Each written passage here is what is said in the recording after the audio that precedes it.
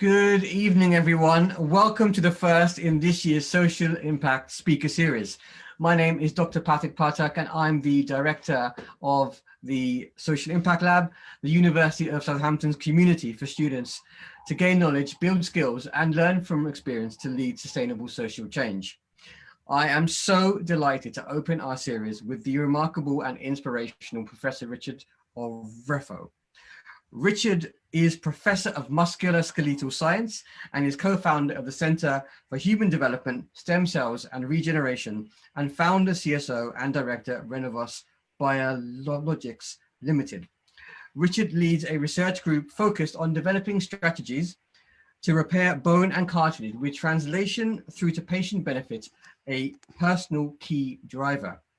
He has trained 50 MD and PhD students to completion over the last 20 years and believes in the power of education.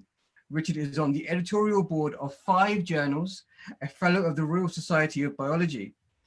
In 2015, he was awarded a DSc by the University of Oxford, and last year he was elected a fellow of International Orthopedic Research.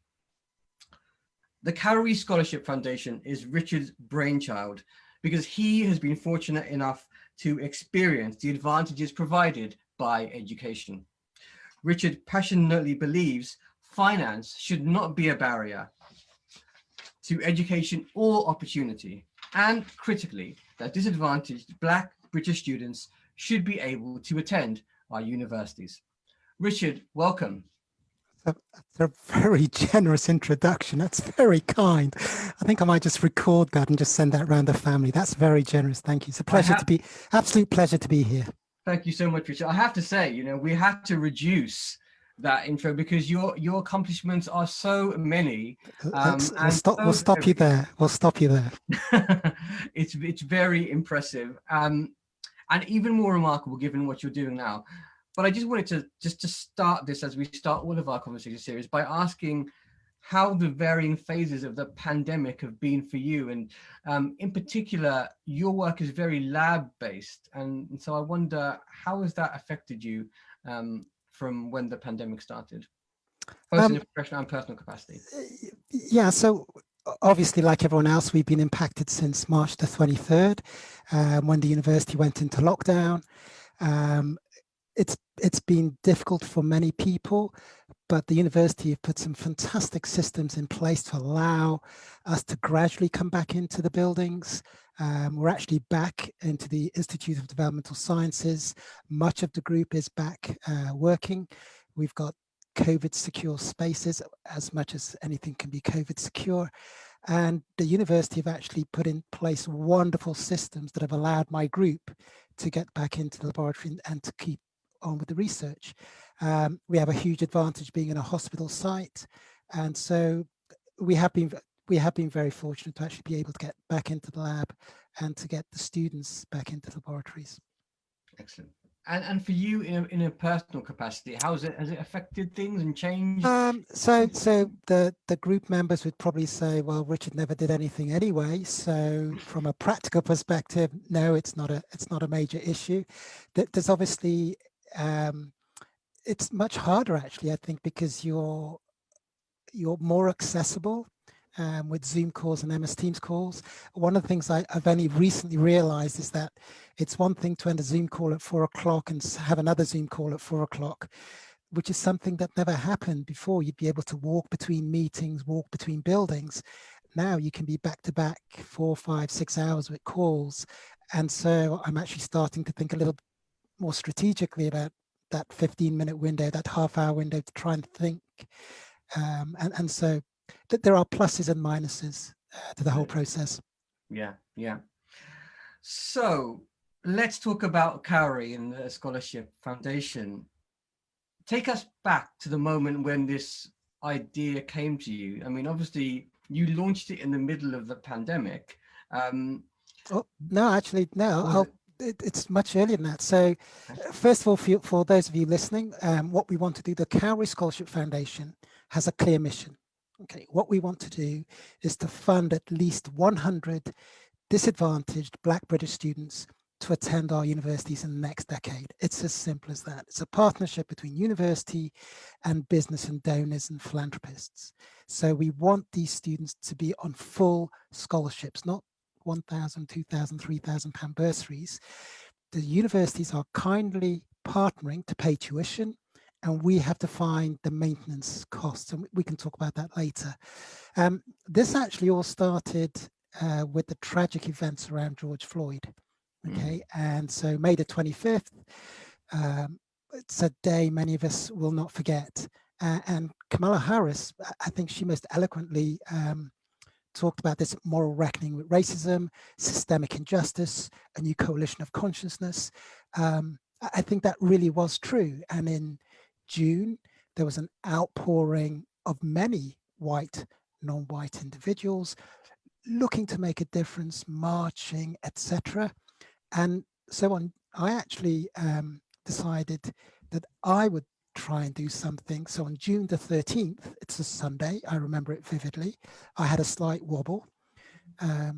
That's when I launched the Cowrie Scholarship Foundation. And it was really because there had been many, many universities, UKRI, journals talking about a conversation, making a difference, listening to the Black Lives Matters movement, and talking about how do we address racism and how do we address trying to level the playing field, shining a light on our activities. And I thought, gosh, I've wanted to do this for years. I mean, I'm old now, but I've wanted to do this for years.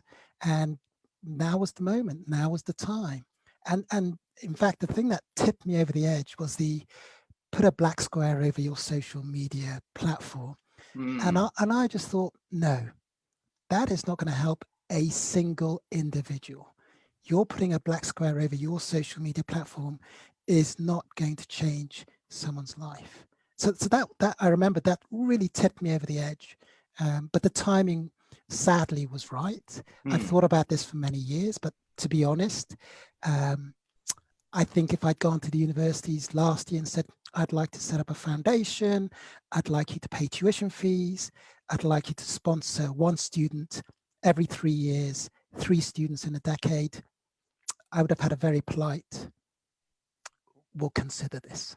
But the difference has been that people do want to make a difference, and that's been terrific. But it was to move beyond tokenism, performative activities, and actually, can we make a difference?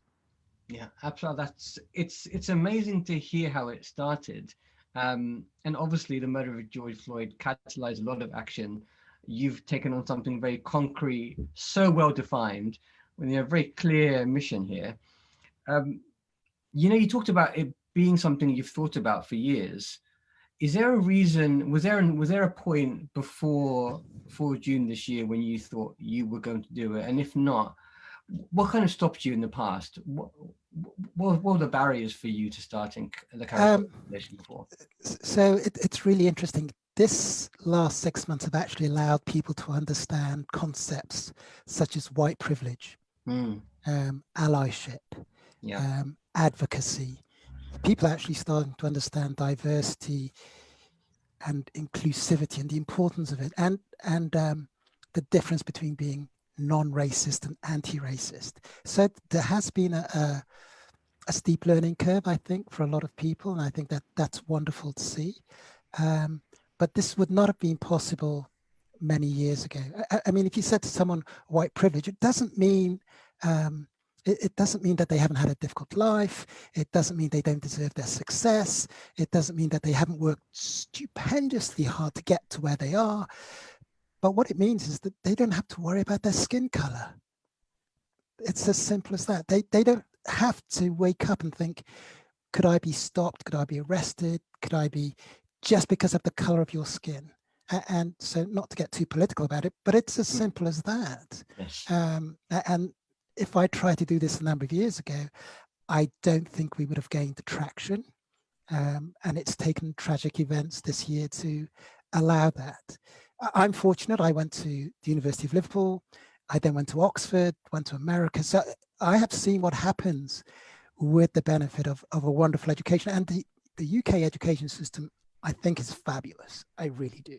And that's not just because I work in it, but I've seen what happens in the States. I've seen what happens in other areas.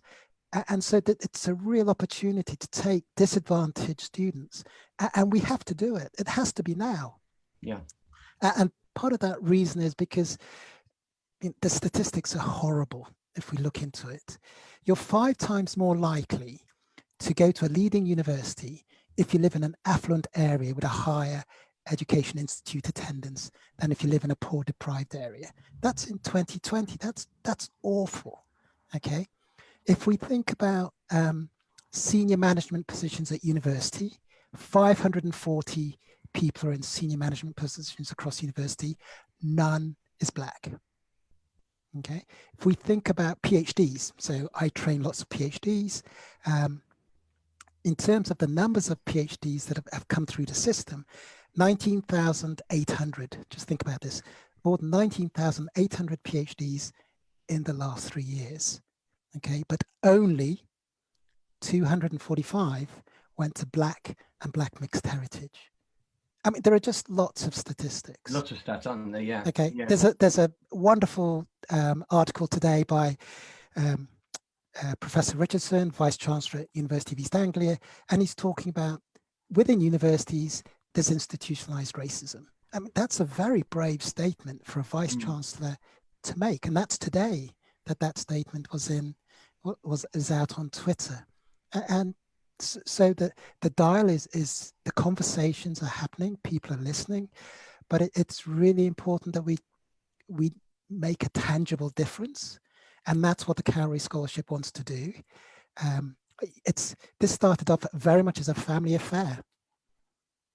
Yes, as we've talked about before. So it's you and your daughters who really operationally are the Cowrie Scholarship Foundation, right? So I mean, so as I said, from June the 13th, we've moved dramatically. So yeah. Grace and Cicely, my daughters, introduced me to Twitter, Facebook. They've actually started to help educate me in that space. My wife runs a social enterprise, and she introduced me to a number of really useful contacts to help me take that forward. And that's how we've driven this, contacting the universities and starting to get those responses. But now we're a registered charity. We have a wonderful trustees board. We've got Naomi Dawson, Jan Carlisle, we've got Chris Jackson, we've got Pierre Jada Qureshi, Tim Clayton, Liz Riley. We've got these people bringing their unique skills from law to event, to training young women, to volunteering to raise funds. All of these people bringing unique skills to help us make this, I'd like to say happen, but at least to try and make this happen. We're a long way to go yet. Yeah.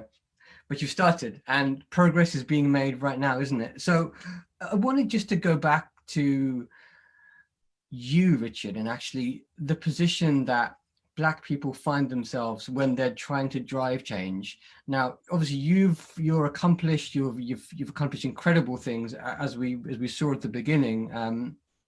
But is there, for Black British people to raise these issues, there is some inherent danger, isn't there? And has that been something which has been on your mind when you talk about race as a Black British man?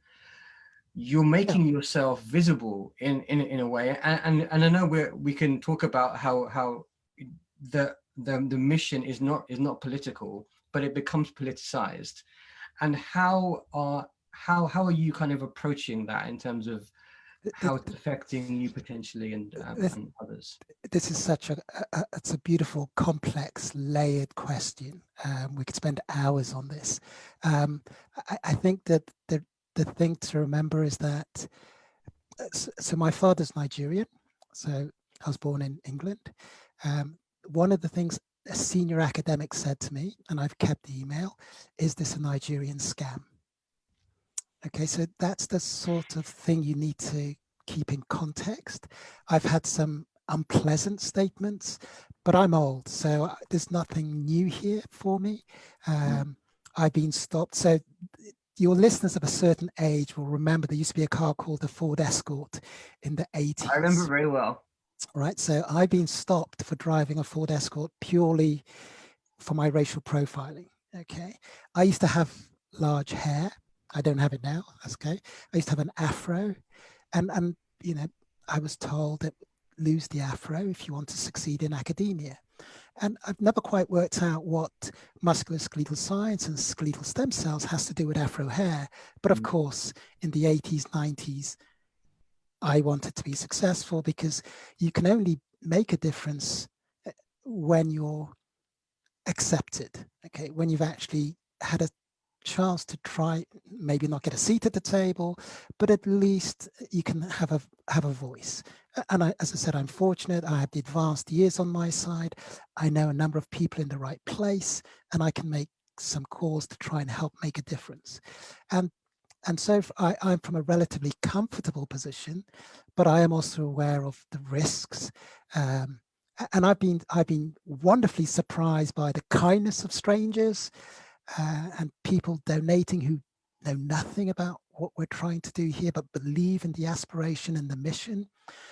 And similarly, I've been frustrated by people I thought would be supportive, colleagues I thought would be supportive. The silence is deafening. And that's just part of the whole process. That's just something that you take on board, you note, and you move on. But to me, it's more important to, can we make a difference? Can we change the lives of 100 disadvantaged students? Can we get them full scholarships? Because the talent pool is huge. Yeah. These people would go to university if they could. I was fortunate enough, I was paid to go to university. I received a grant to go to university. Whereas now, if you're from a socioeconomically challenged environment, the idea that you're going to take out a tuition as well as 20, 30,000 pounds to pay your living costs, that is just such a big hurdle to cross. Yeah. And I think that's something that perhaps many people don't realize. And that's what the Cowrie wants to do, is to move that. But to do more than just provide money, we want role models and we want mentors, and we want to be able to provide that whole package that allows these students to flourish, and they'll provide a legacy. They will make a difference in 20 years. Absolutely, absolutely. There's if we can delve a bit more into the kind of the nuts and bolts of what Cowrie are doing and why it's important, because I'm interested, and I don't know the exact stat in terms of representation at undergraduate level, but I know, for example, when you look at academics, the representation of Black academics across the subject spectrum is very skewed in different areas. And I remember one stat, we had an event at the university a few years ago, and the stat that really stung me was that in history, 1% of history lecturers nationwide are Black. Which you think about the importance of history and how we teach history, what that means. But there is a problem with the pipeline. You're absolutely right. Yeah. So there are more than 21,500 professors, okay, and less than 0.65% are Black, and 1.2% are mixed heritage. And don't even start thinking about the number of women in that cohort. It's vanishingly small. I've told you about the PhD numbers, 245 out of over 19,800. On the FTSE, of the FTSE 100, 50% don't have anyone of BAME ethnicity on there. The numbers are frightening. Yeah. And so it's trying to think how you can make that difference. That's what's, I mean, as I came through the system, there were so few Black and ethnic minority individuals in the States, in Oxford, and in Southampton in the 80s and 90s. And that's a real challenge. That's a real challenge. And it's trying to move the dial. Yeah, it is. So would you consider, I mean, imagine there are 100 scholars who get funded, students who get funded, who get the scholarships. Yeah. Does the distribution by, say, gender and subject, is that something that you might start to think about, say, for example, if there are not a number of students going to biological sciences, but not enough going to humanities or social social sciences, and if it's mainly men, and if you're trying to attract more female students, is that a consideration? Maybe not now, but down the line. These are huge, complex questions about STEM and ethnicity and women in STEM, and all of those are truly challenging. But I can only address one small part of the jigsaw, and that's providing the finances for 100 disadvantaged Black British students.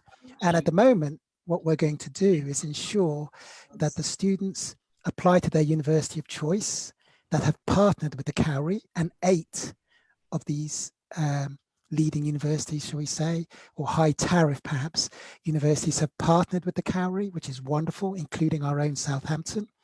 The very first was Newcastle. So that's what really gave me the confidence to take this forward. They replied within 24 hours. Wow. But we've now got Queen Mary, King's College, Leicester, Glasgow, Liverpool, they've all come forward, these 8 universities. And that's King's College. That's just wonderful to see these 8 stepping up. So the students will apply to these 8 universities, to the subject they want. Mm-hmm. They're accepted by the university. So we're not looking to foist any students on any university. And then they can apply for a Cowrie Scholarship. So there'll be a short listing. I suspect will be hugely oversubscribed. But the aim is that then we can then select the best of the best. So that there's no other way we can do this at the present time.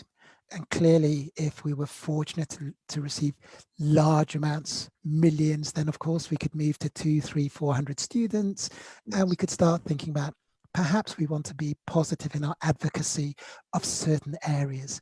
But at the moment, no, the students will apply to the partner university, whatever topic they want to do, whatever degree they want to do, and we'll take it from there. Yeah. I think, what's really, for me, when I first heard about Cowrie and I heard about the mission, was just how crystal clear the mission was, and about the specific part of the system that you wanted to make an intervention in. And as someone who works in social change and social entrepreneurship, you often see aspiring social entrepreneurs taking a really big issue and trying to solve all of it. And what's, when we had our first call, and you mentioned all of the charities, social enterprises looking at different parts of the puzzle, like attracting people to make the application in the first place. And you were very frank that other organizations are doing that. And so your role is to finance and help students get those full scholarships. Yeah. And obviously that then means it's very easy to measure as well. You kind of your successes. Well, are we getting enough students? You're absolutely right. What we want is so simple. The pipeline is challenging. You could say it's almost broken. But if we can't get these students from A level into university, we won't be able to get them into PhD. We won't get them into any other positions, whether it's academia, industry. And that becomes important because you need diversity of individuals in any organization, because the more inclusive we are, the more diverse we are, the greater the rewards at all levels, both financially, from ideas, innovation. And all I wanted to try and do here is, can the Cowrie take 100 disadvantaged students and get them into university? Can we fund it? Will the universities pay tuition? I need the donors and I need individuals to put up the money. And that's just it's a tiny piece of the jigsaw, I admit that, but it's a tangible piece of the jigsaw that I can measure. Yeah. We have 8 students that need to start this October, 24 that will have their tuition fees covered. So when people told me that this was ambitious, it couldn't happen, it wouldn't work, I can now hold on to the thought that there are 24 lives we can change, but of course we have to raise the money for those 24 lives. But that's 24 more than on June the 12th.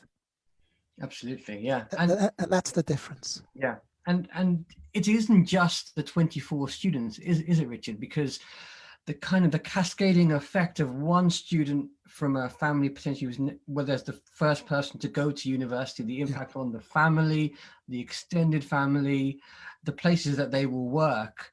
I mean, the ripple social and economic impact of that. So,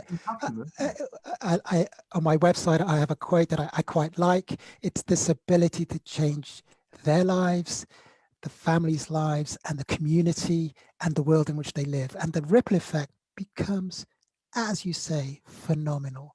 And then the people they interact with, and we want them to give back to the Cowrie in 20 years, in 10 years, to start to move the dial, to be the legacy, to be the change. We hope the transformation that the Cowrie will induce will apply to so many different areas, not just in the richness and the quality of life, but in the doors that should open and the pathways that they could then progress and chase, and the dreams. Knowledge is power. Kofi Annan. That's absolutely. Can we just talk about the other element of the Cowrie's work when the students are at universities, and the role of mentors, because you are recruiting mentors. Yeah. Why is it important that the Cowrie scholars have mentors? So I'm a great believer in mentors. I have a mentor today. I've always had mentors. So the one thing I would say to anyone is have a mentor. It's especially for our Cowrie scholars, they will be in a challenging environment. Some universities have got greater diversity and inclusivity programs that are and greater percentage of BME in their cohorts, but there are other universities where they will still, unfortunately, be a rare sight. And it's really important that we have the mentors that they can relate to. Being able to see someone you can aspire to is such an important signal. If you see a role model, someone that you think, yes, I'd like to be like, I want to be where they are, that really helps the focus and helps to drive them. And also that someone who's been through these challenges that they've been through. So mentors offer a sounding board, a listening voice. We want at least 2 for each of our students. And it can be a postgraduate, it can be a new graduate, someone who's just been through the system, as well as someone who's had many years of experience. But the most important thing is that they can relate to them, that they want to make a difference, and they want to nurture and help and bring out the best in them. So I believe passionately that mentors, resilience training, role models, it's all part of the Cowrie package. It's not just, here's a grant, off you go, because I think that also can be a recipe for failure. And we want to be able to they will be a unique cohort. They will, for the rest of their lives, they will be the Cowrie scholars. And so there'll be 50, 70, 100 of them. And then that's just in this decade. And I want this to be an evergreen vehicle that just continues. I won't be around in a few years' time, but it will be great for somebody to just keep this rolling, and then for them to feed back into the Cowrie program. That's what would make change. That's why we're asking 35 universities to make a difference. If I asked one university, can you give us 25 students, etc., it's not possible. We're in a financially difficult place with COVID. Right. We're in a financially difficult place without COVID. But when you ask 35 universities to fund one student every 3 years, that's achievable. That's definitely and it's all about, we have a collective responsibility, I feel.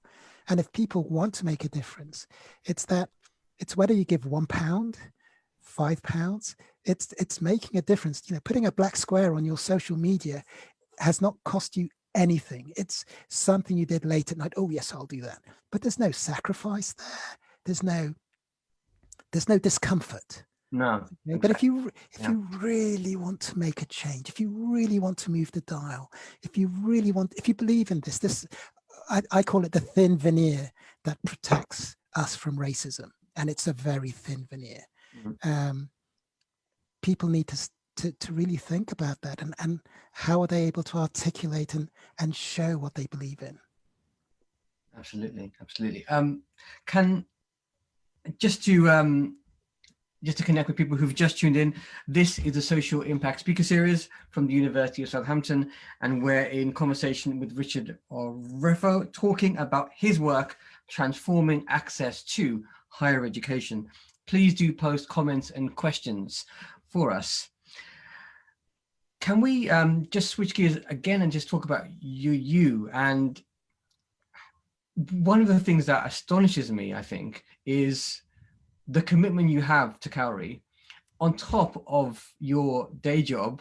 You're involved in so many projects. You run a company as well. How are you managing this? I mean, physically, how are you finding the time?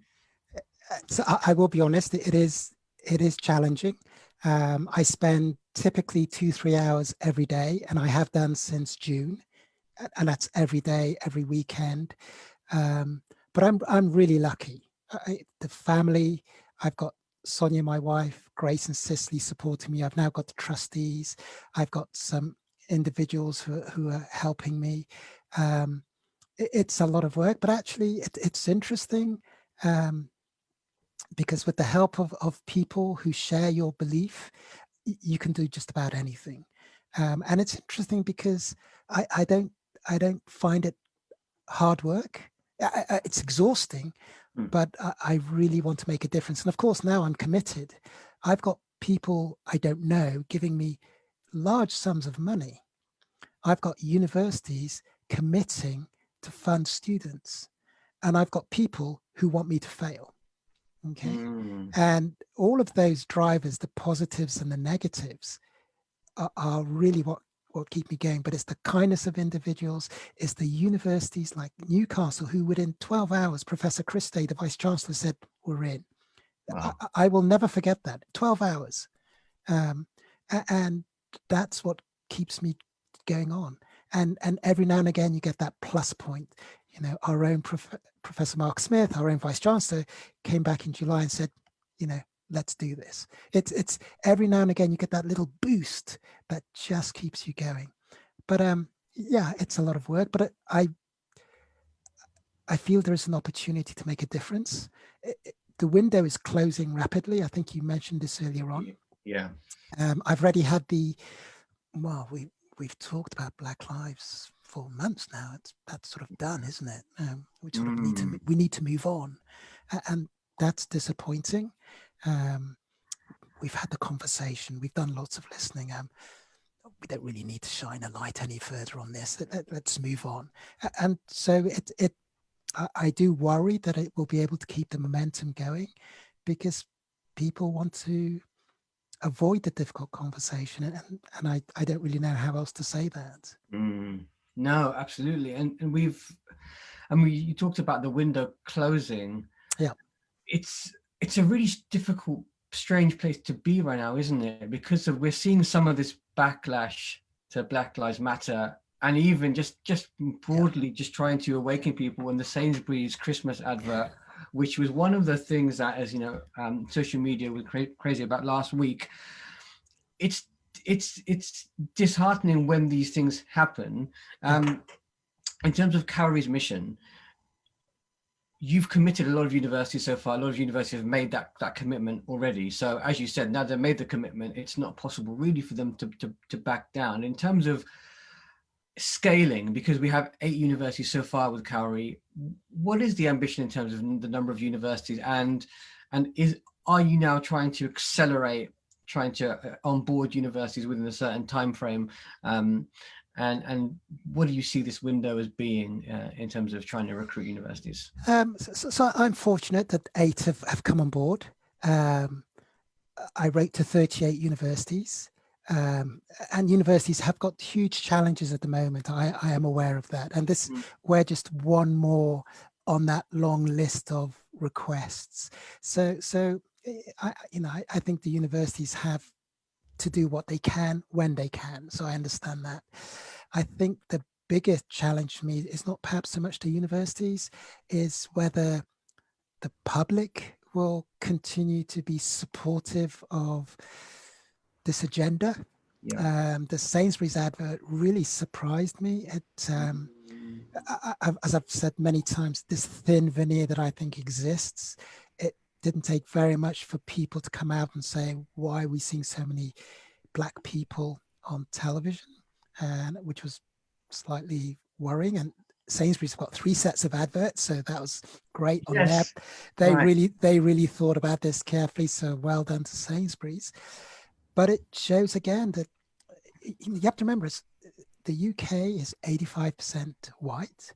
So I don't understand why there is this fear or this perception or this perceived issue that there is a change that's going to affect people's lives.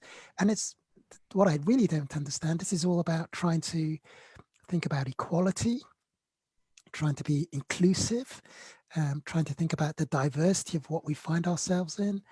In some ways, we talk about glass ceilings, and I think the television programs currently right now, I don't know if you saw any of the Steve McQueen films.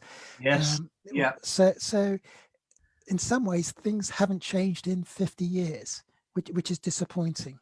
My father was a chief virologist at Bath, and the number of times he lost count of the number of times people would come into the office and then say, "Oh, I was looking for the chief virologist," and my father would say, Wow. "That's me." And so that was in the 80s when he retired, 90s.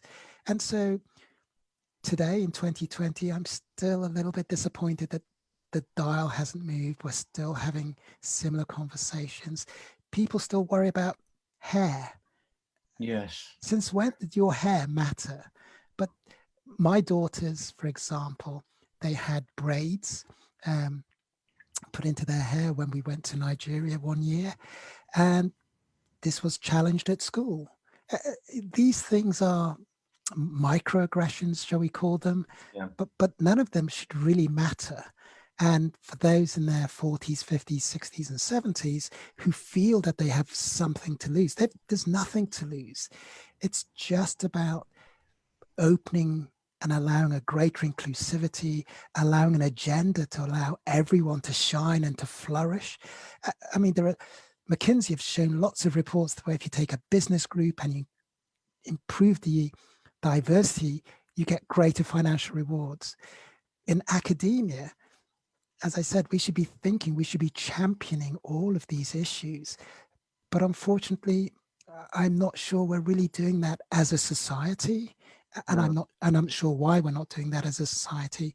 And it may be because of the institutionalized racism that unfortunately pervades many, many sectors. And it's how to just gradually crumble and break that down so that people don't feel threatened, so that people are in a safe space, and so that they realize there's nothing to fear from Richard Oreffo. There's nothing to fear from me anyway, but it's that conversation that needs to happen, and it needs to happen relatively quickly, or else my daughters or my grandchildren will still be experiencing the same thing as my father and myself. Yes, absolutely. And I mean, and you're so right that this is, in some ways things haven't changed. In some ways they have. But in terms of being able to acknowledge that racism is institutionalized, it's something that is taking a very, very long time. So the fact in higher education that we are now talking about this, I think is a really positive thing. But as you've said in the past many times, warm wishes don't count for very much until they're backed up with concrete action and strategies, and we start to see that. What do you think has stopped universities in the past from embracing a race equality agenda? Because in terms of as a sector, you would think that we would be one of we'd be in the vanguard of sectors that actually was a big proponent for race equity and equality, but that hasn't happened. You've been in university academia for a long time, Richard. What is the barrier there? Well, not to get too heavy, I'll give you one, let's lighten a moment, and then I'll give you my serious thought. How many academics does it take to change a light bulb?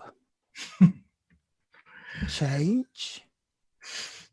Okay, so it is very difficult to move institutions from positions of comfort.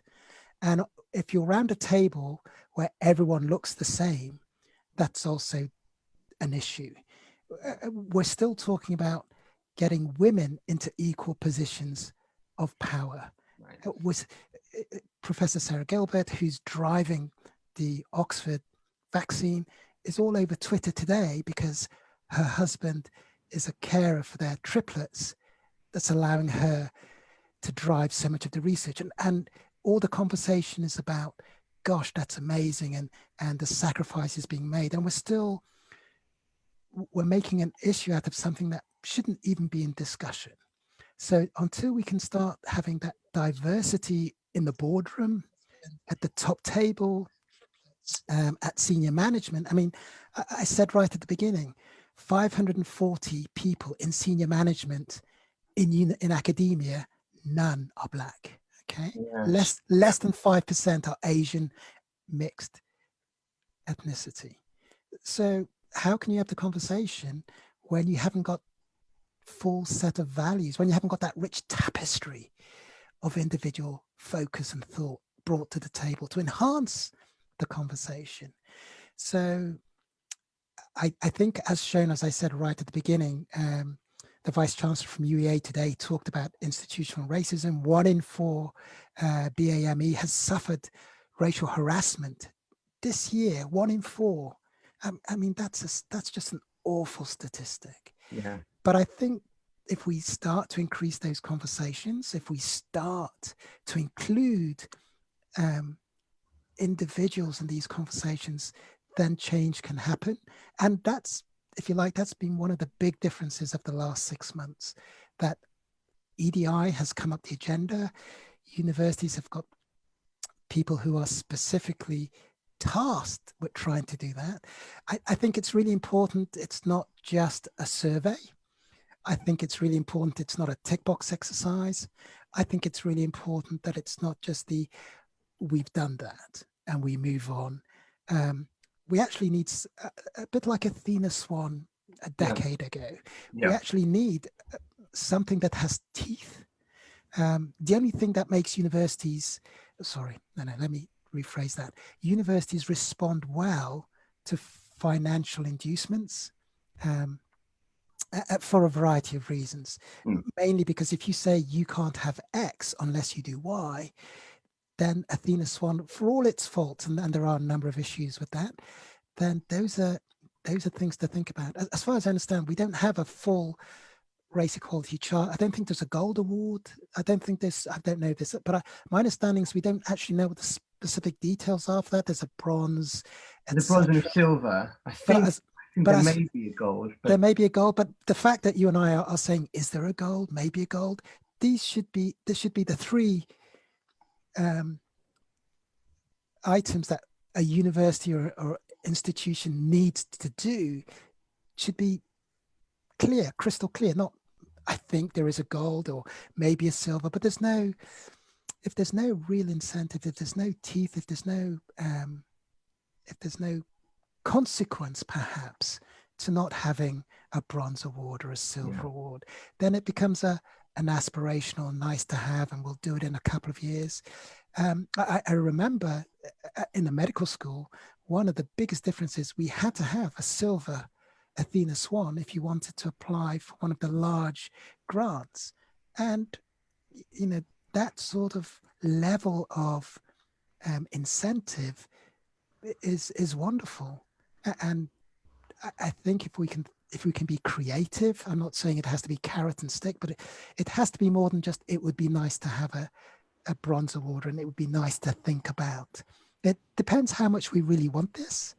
And that's why I think the window, as I say, sadly, I think the window is closing. Yeah. No, I think you're right. And tying race equality charters to funding, I think, is absolutely critical, as you said, to give it that teeth, the same way that Athena Swan has. We have a few more minutes. We've got a lot of likes on Facebook, but people aren't asking questions because I think they're just dumbstruck, maybe by some of the stats, and awestruck by the mission, which is fantastic. But I want just to ask Richard one last question, and that is just a very practical question, which is, how can people support Cowrie? So there's three things you can do. You can share the message. You can tell your friends, your family, any businesses you interact with. Ultimately, we're looking to fund this process. So donations. But if you go to our website, cowriescholarshipfoundation.org.uk, all of our contact details are there, or you can email us, info@cowriescholarship.org.uk. Both of those will reach us. But please, if you can share the information, retweet, tweet, but most importantly, consider, can you donate £1? That'll make a difference. We're a registered charity. We're going to have a business account quite shortly. We will have gift aid. So if you want to wait a month or so, we will have that in place. But it's, at the end of the day, we're looking to take 100 disadvantaged Black British students, partnership with the universities. We need to be able to pay for the living cost. The single largest barrier in taking someone from a financially challenged environment to university is breaking that financial barrier.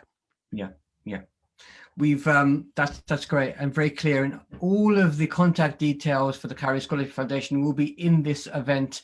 We'll post all of those all of the links to the website, and of course email address if you want to register as a mentor or to find out more. Camilla Gibson from university has just commented in terms of rec, because we were just having that conversation about the gold level. So Athena Swan does have bronze, silver and gold. To recognize incremental improvement, rec at the moment, Race Quality Charter just does have bronze and silver. So that's interesting. But obviously, hopefully when universities or institutions can reach silver, then there will be the opportunity to get to gold once they've reached a certain level. Okay, we have come to the end of this event. It's been such a riveting conversation, Richard. Thank you so much for your time. No, thank you. It's so kind of you to have me on your Social Impact Lab. It's so kind of you. No, it's an absolute pleasure, and we're here to support the Cowrie Scholarship Foundation from now until the mission is. It's running for a decade. Running for a decade. So you've got a lot of people who've got a long time to get on board, but now is the time. As Richard said, the window is closing, and right now is the time to get involved and support it. This really important mission, not just for individuals but for society at large. We will all see the benefits, I think, of these 100 students getting into our universities. As I said, you can find information about the Cowrie Scholarship Foundation all over the web, on Twitter, Instagram and Facebook. We will put all of those social media handles here. And please do contact them if you need more information. Sadly, we have come to the end of this event, but don't worry, we have plenty more coming up this year. You can watch all of our previous videos, including the entirety of our we have got a couple of questions, but they're not coming up on my feed. So just 1 second, if that's all right. I'm going to try and see if the questions are coming up. Okay, right. We have, okay. So Prasant asks, and I think this is an important question as well. If you're working with Black British school students and they're trying to apply to university, so that kind of, I guess, the pipeline question, where should they look? Who's doing that work and trying to So one of our partners, again, this is on our website, is called With Insight, and they actually look at helping students apply to universities. Their mission statement is to help Black British children get into the top third universities, however you want to rank that, and that's called With Insight. That's Christine Kinnear. We've also partnered with the Reach Society. They received the Queen's Award in 2017. They've been running for 10 years, and they take young boys, Black boys and men, as well as girls, and get them into professional positions, and that they've got a wonderful stellar role model list. People like Lewis Hamilton, of course, Baroness Amos. So that the list is long. So that's the Reach Society. And so we're working with them. They're advising us on how to do this. And we will be looking to provide that journey for the student from A level to university through the Cowrie. Okay, it's on the website. It's on the website. It's on the website, and the website is fantastic, by the way. I do encourage you to look at it. It's got lots of great information about Cowrie's work and partners, and it looks fantastic too, which helps. Denislav has a question about the global Black Lives Matter movement. I guess this is an interesting question. He asks how you see the movement developing in the future. I guess both in the US and in the UK, do you feel like Black Lives Matter as a movement, it's going to take a different form, or do you think it will continue as it is? Because there's been, we've seen Keir Starmer talk about it as a moment rather than a movement, and yeah. So I think it's really important that again, this is a layered question. So there are the politics, and there's the activism, and all of those things. Whereas I think what I want to concentrate on from my perspective, and what I hope when people talk about Black Lives Matter, is the inequality that exists, the institutional racism that exists, and actually all we want is to think about structures that allow for that level playing field, that equal opportunity, and a time when you shouldn't have to think about, am I wearing braids, have I got afro hair, about truly inconsequential items, to be quite honest. And so the politics is complex, but actually let's just remember what's really important here. It's really important to understand that there is huge injustice, and that injustice can be steeped in racism. And how do we stop that? But first of all, we have to acknowledge it. We have to have that conversation, and we have to be able to start to deconstruct that institutional racism that exists. And if the Black Lives Movement can help to do that, that's great. But again, I'm not a politician. Remember, I'm a musculoskeletal scientist. All I'm trying to do here is see whether I can address one very small piece of the jigsaw. Can I change 100 people's lives? Can I get them into university, which they couldn't have done before? And if I can do that, then I will be happy. Yeah. Absolutely. Thank you so much. The final word from me, just to say thank you, Richard, so much for your time. It's been really fantastic. If you're new to the Social Impact Lab, we've just refreshed our website, and I want to say a huge thank you to our comms lead, Sarah Barker, for her sterling work on that. Please do visit sutton.ac.uk/SI Lab to find out how you can get involved. Remember, all the information about the Cowrie Scholarship Foundation will be in this post, and the links to the website will be there as well. Until the next time, stay safe, take care of yourselves, and join us in building a new world in which we can all thrive. Good evening, everyone.